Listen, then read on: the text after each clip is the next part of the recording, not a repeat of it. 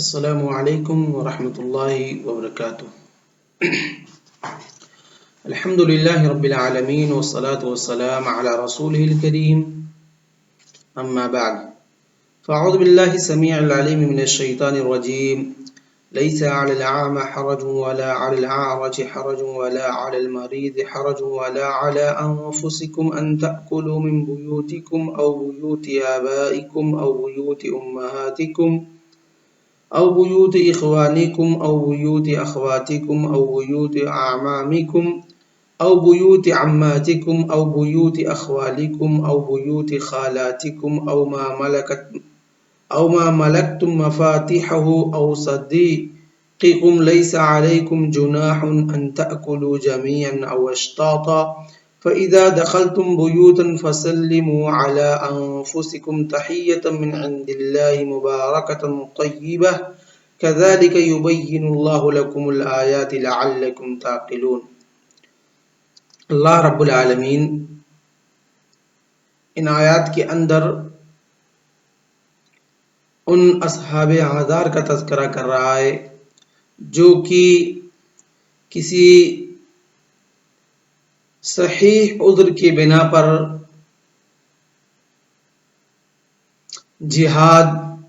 اور اسی طریقے سے شریعت کے جو امور ہیں ان کو انجام نہیں دے پا رہا ہے. تو ایسے لوگوں کو تذکرہ کرتے ہوئے اللہ رب العالمین فرماتا ہے لیس علی الاعمى حرج، کہ اندھا اگر کوئی ہے تو اس پر کوئی حرج نہیں ہے، یعنی وہ بندہ معاف ہوگا، اس پر گناہ نہیں لکھے جائیں گے کیونکہ وہ عذر کے بنا پر جہاد جیسے عظیم عمل جس کو اسلام کی چوٹی کہا گیا ہے اس سے دور رہ رہا ہے، تو وجہ کیا ہے؟ عذر ہے.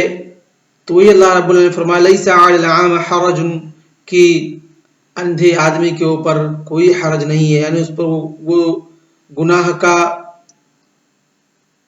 مرتکب نہیں ہوگا یا وہ گناہ اس کے نامہ اعمال میں نہیں لکھے جائیں گے. ولا علی الاعرج حرج، اور اسی طریقے سے اگر کوئی لنگڑا آدمی ہے جو کہ وہ بھی جہاد میں شریک نہیں ہو سکتا ہے، جہاد میں شرکت نہیں کر سکتا ہے، تو اس کے جہاد میں شریک نہ ہونے پر اس کے اوپر گناہ مرتب نہیں ہوں گے کیونکہ وہ عذر میں سے اصحاب اعذار میں سے ہے. ولا علی المریض حرج، اور اسی طریقے سے کوئی بیمار ہے تو اس بیمار شخص پر بھی کوئی حرج نہیں ہے اگر وہ جہاد یا شریعت کے دوسرے کاموں میں شریک نہیں ہو پایا کیونکہ وہ صاحب عذر ہو چکا ہے. اور اسی کو اگر ہم دوسرے روح سے دیکھیں تو اللہ رب العالمین نے قرآن مقدس کے اندر دوسری جگہ ارشاد فرمائی لا یکلف اللہ نفسا الا وسعها لها، کہ اللہ رب العالمین لا یکلف اللہ نفسا الا وسعها، کہ اللہ رب العالمین کسی بھی نفس کو کسی بھی چیز کا کرنے کا حکم نہیں دیتا مگر وہ نفس اس کی طاقت رکھتی ہے. یعنی جو نفس جتنی چیز کی طاقت رکھتی ہے اللہ رب العالمین اس کو وہی چیز کرنے کا حکم دیتا ہے. جو چیز اس کی کیپیسٹی سے، اس کی چھمتا سے، اس کے کرنے سے باہر ہے تو وہ چیزیں کیا ہیں؟ معاف ہے. تو یہاں پر اندھا آدمی جہاد نہیں کر سکتا، اسی طریقے سے لنگڑا آدمی جہاد نہیں کر سکتا، اسی طریقے سے مریض آدمی جہاد نہیں کر سکتا. تو وہی اللہ رب العالمین نے فرمایا یہ لوگ صاحب اعذار ہیں، ان کے عذر کے بنا پر اللہ رب العالمین کو معاف کرتا ہے اور ان کے اوپر گناہیں نہیں لکھی جائیں گی. لیکن اس کے علاوہ جو صحیح سالم لوگ ہیں، جو ہٹے کٹے لوگ ہیں اور وہ لوگ جہاد میں شرکت نہیں کر رہے ہیں اور جھوٹے بہانے بنا رہے ہیں تو وہ لوگ اصحاب اعذار میں شریک نہیں ہوں گے، اصحاب اعذار میں شریک نہیں ہوں گے بلکہ ان کے اوپر گناہیں لکھی جائیں گی. تو اللہ رب العالمین نے فرمایا کہ ایسے لوگوں پر جو کہ اندھے ہیں یا لنگڑے ہیں یا مریض ہیں امور واجبہ کے ترک میں اور اس کو چھوڑنے میں جس کی وہ طاقت نہیں رکھتے ہیں، جس کو وہ نہیں کر سکتے، جیسے جہاد وغیرہ، تو ان کے اوپر گناہ نہیں لکھے جائیں گے۔ اور اس کے بعد اللہ رب العالمین فرماتا ہے، اور یہ اللہ رب العالمین نے کیوں کہا، یہ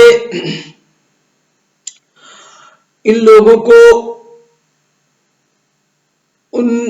فعل سے دور رکھنے کے لیے، اور اسی طریقے سے ان لوگوں کے درمیان اور منافقین کے درمیان تمیز کرنے کے لیے، جو کہ ظاہری طور پر اسلام اور ایمان کا اظہار تو کرتے تھے، لیکن جب جہاد کا وقت آتا اور اسی طریقے سے اسلام کو ان کی ضرورت پیش آتی تو کیا ہوتے تھے، پیچھے سے چپکے سے نکل لیتے تھے اور شریک نہیں ہوتے تھے، کہتے تھے وہ تو ہم تو صاحب آزار ہیں، ہمارے گھر بے پردہ ہیں، ہم تو مریض ہیں، ہم تو فلاں ہیں، ہم تو ایسے رک گئے تھے۔ تو یہ نہ ہو کہ یہ لوگ بھی اسی میں شامل ہو جائیں، اس لیے اللہ رب العالمین نے ان کو الگ کر دیا۔ اس کے بعد اللہ رب العالمین فرماتا ہے وَلَا عَلَىٰ أَنفُسِكُمْ أَن تَأْكُلُوا مِن بُيُوتِكُمْ أَوْ بُيُوتِ آبَائِكُمْ۔ پھر اللہ رب العالمین یہاں پر آداب ذکر کر رہا ہے کہ لوگوں تمہارے اوپر کوئی گناہ نہیں ہے اور اس میں کوئی حرج نہیں ہے کہ تم، یعنی تمہارے نفسوں کے اوپر کوئی گناہ نہیں ہوگا، تمہارے اوپر کوئی گناہ نہیں لکھا جائے گا کہ جب تم ان تأکلوا من بیوتکم او بیوت آبائکم، اگر تم بغیر اجازت کے اپنے گھروں میں سے کوئی چیز کھا لیتے ہو یا اپنے باپ کے گھروں میں سے کوئی چیز کھا لیتے ہو تو تمہارے اوپر گناہ نہیں لکھے جائیں گے، نہیں بغیر اجازت کے، یعنی کسی کا سامان آپ بغیر اجازت کے نہیں چھو سکتے، لیکن اگر آپ کا خود کا سامان ہے، آپ کی بیوی رکھی ہوئی ہے تو آپ بغیر اجازت کے کھا سکتے ہیں، اور آپ کے باپ کا گھر ہے اس گھر میں بھی داخل ہو کر کے آپ بغیر اجازت کے کھا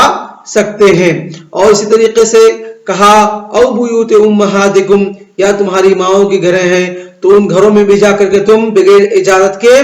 کھا سکتے ہو، تمہارے اوپر کوئی حرج نہیں ہے۔ او بیوت اخوانکم، یا اسی طریقے سے تمہارے بھائیوں کے گھر ہیں تو ان گھروں میں بھی جا کر کے تم ان کے کھانے کے چیزوں کو کھا سکتے ہو، اس میں اجازت لینے کی ضرورت نہیں ہے۔ او بیوت اخواتکم، اور اسی طریقے سے جو تمہاری بہنوں کے گھر ہیں ان گھروں میں بھی جا کر کے تم بغیر ان کے اجازت کے ان کے سامان کھا سکتے ہو، کھانے پینے کی چیزیں کھا سکتے ہو، اس میں کوئی حرج نہیں ہے۔ او بیوت اعمامکم، اور اسی طریقے سے تمہارے چچاؤں کے جو گھر ہیں ان کے گھروں کے ان کے سامان بھی، ان کے کھانے والے سامان بھی بغیر اجازت کے تم ان کے سامان کھا سکتے ہو۔ او بیوت عماتکم، اور اسی طریقے سے جو تمہاری پھوپھیوں کے گھر ہیں ان کے گھروں میں بھی جا کر کے تم بغیر اجازت کے کھانے پینے کی چیزیں کھا سکتے ہو۔ او بیوت اخوالکم، اور اسی طریقے سے جو تمہارے ماموں کے گھر ہیں ان گھروں میں بھی تم بغیر اجازت کے، بغیر تکلف کے ان کے کھانے پینے کی چیزیں کھا سکتے ہو۔ او بیوت خالاتکم، اور اسی طریقے سے تمہارے خالہ کے جو گھر ہیں ان کے گھروں کے سامان بھی تم بغیر اجازت کے، بغیر پرمٹ لیے ہو، بغیر پرمیشن لیے ہوئے جو کھانے پینے کی چیزیں ہیں تم ان کو کھا سکتے ہو۔ او ما ملکتم مفاتیحہ، اور اسی طریقے سے ان گھروں کے جن کے تم مالک ہو، جن کی چابیاں تمہارے انڈر میں ہیں اور ان کے مالک تم کو دے کر کے چابی چلے گئے ہیں کہ اس گھر کی دیکھ بھال تمہیں کرنا ہے، یہ گھر تمہارے انڈر میں ہے، تو ایسے گھروں میں اگر کھانے پینے کی چیزیں ہیں، جو جن گھروں کی چابیاں اور ان کا دیکھ بھال اور تمام چیزیں تمہارے ہاتھ میں ہیں، اور دوسرے لوگوں نے اپنے گھروں کا وکیل اور تم کو اپنے گھر کا دیکھ بھال کرنے والا اور نگراں بنا کے گئے ہیں، تو ایسے گھروں کی جن کے تم وکیل بنا دیے گئے ہو ان کے سامانوں کی حفاظت پہ، تو ان کے گھروں کے مالکوں کے غیاب میں اس گھر کے اندر اگر کھانے پینے کی چیزیں ہیں تو تم کھا سکتے ہو بغیر اجازت کے، تمہیں پرمیشن لینے کی ضرورت نہیں ہوگی۔ اور اس کے بعد اللہ فرماتا ہے او صدیقکم لیس علیکم جناح ان تاکلوا جميعا او اشتاتا، اور اسی طریقے سے تم اپنے دوستوں کے جو تمہارے لنگوٹیا یار ہیں، جو تمہارے جگری دوست ہیں، ان کے گھروں کے سامان بھی، ان کے سامان بھی جو کھانے پینے کی چیزیں ہیں تم ان کو بغیر اجازت لیے ہوئے کھا سکتے ہو، بغیر اجازت لیے ہوئے کھا سکتے ہو۔ اس سے پہلے کہ ہم آگے ترجمہ اور شرح پڑھیں، پچھلی آیتوں کی سبب نزول کیا ہے اور تفسیر کیا ہے، ان چیزوں کو پڑھ لیتے ہیں۔ تو मुफस्सिरीन किराम रहमहुल्लाह फरमाते हैं कि ये आयत उन सहाबे किराम के ताल्लुक से निकली नाजिल हुई, उन माजूर सहाबे किराम के ताल्लुक से जो कि जिहाद वगैरह के वक्त अपनी उज़्र के बिना पर सही सालिम जो सहाबे किराम होते थे, जो जंग में शरीक होने के लिए निकलते थे और वो अपने घरों की चाबियां और अपने घरों का निगरां और अपने घरों की देखभाल करने के लिए इन माजूर सहाबे किराम के हाथों में अपने घरों की चाबियां और तमाम चीजें दे के चले जाते थे। जब दे के चले जाते थे तो जो माजूर और दीगर सहाबे किराम जो रह जाते थे वो जंग में शरीक नहीं हो पाते थे अपने उज़्र के बिना पर, तो ये लोग उनके घरों के सामान को खाने में हराम समझते थे, यानी उसको जायज नहीं समझते थे, कहते दूसरे की मिल्कियत है। How can I eat without permission, कैसे मैं बगैर इजाजत के परमिशन के मैं दूसरे के घर के सामान और खाने पीने की चीजें खा सकता हूं। तो वो लोग उन तमाम चीजों को नहीं खाते थे। तो अल्लाह रब्बुल आलमीन ने यह आयत नाज़िल फरमाई कि लोगों, अगर तुम्हें कोई अपने घर की चाबी दे के जाता है, अपने घर का वकील बना करके जाता है, अपने घर का निगरान और देखभाल करने वाला बना करके जाता है, तो ऐ लोगों, तो उनके घरों में जो खाने पीने की चीजें हैं तुम उनको खा पी सकते हो, उनके खाने पीने में कोई हरज नहीं है। और दूसरी चीज फरमाया मुफस्सिरीन किराम इसकी दूसरी मतलब सबब जिक्र करते हैं। ये तो पहली सबब हो गई। दूसरी सबब ये कि जो माजूर सहाबे किराम होते थे उन लोगों के साथ जो सही सालिम सहाबे किराम होते थे वो बैठकर खाने में नापसंद करते थे, क्योंकि इसके बाद अल्लाह रब्बुल आलमीन ने जो आयत जिक्र की, कहा लैसा अलैकुम जुनाहुन अन ताकुलू जमीअन व अश्ताता, और ऐ लोगों तुम्हारे ऊपर कोई गुनाह नहीं है चाहे तुम एक साथ इकट्ठे बैठ के खाओ या तुम क्या करो अश्तातन मुतफर्रिकीना, अलग अलग बैठ करके खाना पसंद करते हो। कहते हैं कि सहाबे किराम जो सही सालिम सहाबे किराम होते थे वो माजूर सहाबे किराम के साथ बैठ के खाने में नापसंद करते थे। क्यों नापसंद करते थे? कहते थे हम सही सालिम हैं, हमें खाने पीने की चीजें दिख रही हैं, तो हम जब उनके साथ बैठकर खाएंगे और जो माजूर सहाबे किराम हैं उनको खाने पीने की चीजें नहीं दिखती हैं, इसलिए वो धीरे धीरे खाएंगे, तो कहीं ऐसा ना हो कि हम ज्यादा खा लें और वो खाने को पाए ही ना, वो उनसे खाना रह जाए। तो इस वजह से उन लोगों के साथ जो माजूर सहाबे किराम होते थे उन लोगों के साथ साथ में बैठकर खाने में नापसंद करते थे, तो कहीं ऐसा ना हो कि हम ज्यादा खा लें और हमारे दूसरे माजूर भाई ना खा पाए, वो पीछे रह जाए। तो इसलिए वो क्या नाम है अलग अलग बैठ करके खाते थे, एक साथ नहीं खाते थे। और दूसरी वजह लिखा है मुफस्सिरीन किराम ने कि खुद माजूर सहाबे किराम वो इस बात को नापसंद करते थे कि सहाबे जो सालिम सहाबे किराम उनके साथ बैठ के खाने। क्यों? कहते कि हम माजूर हैं, हम मरीज हैं या लंगड़े हैं या अंधे हैं या आवर हैं, हमें आंखों से दिखाई नहीं दे रहा है, हम चल नहीं पा रहे हैं, हमारे पास ऐब है, हम माजूर हैं, तो हमारे उज़्र के बिना पर कहीं ऐसा ना हो कि जो सही सालिम सहाबे किराम हैं हम उनके साथ बैठ करके खाएं तो उन पर ये बात गहरा गुजरे कि एक साहिब उज़्र आदमी मेरे साथ या हमारे साथ बैठ करके खा रहा है, तो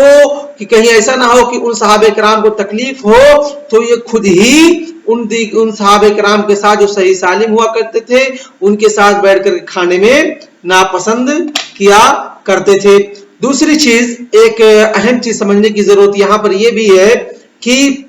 अल्लाह रब्बुल आलमीन ने यहाँ पर फरमाया कि आप उनके घरों के सामान खा पी सकते हो,